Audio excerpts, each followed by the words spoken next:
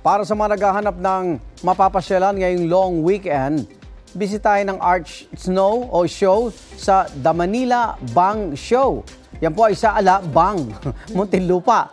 Tampok doon ang mahigit 500 obra at kabilang ang mga obra ni Direk Louie Ignacio. Wow, Direk!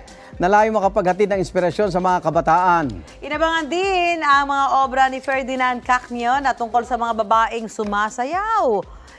Inspirasyon rin niya ang Marikina sa kanyang artwork na Sapatos. Magtatagal ang art show hanggang December 10. Libre ang pagbisita sa art show ay sa organizer na Contemporary Arts Fairs Manila, Philippines. Matapos ang tagumpay ng The Manila Bang Show, balak nila mag-set up ng isang exhibit sa Subic Clark Airport. Igan, mauna ka sa mga balita. Mag-subscribe sa GMA Integrated News sa YouTube. Sa mga kapuso abroad, subaybayan nyo kami sa GMA Pinoy TV at sa www.gmanews.tv.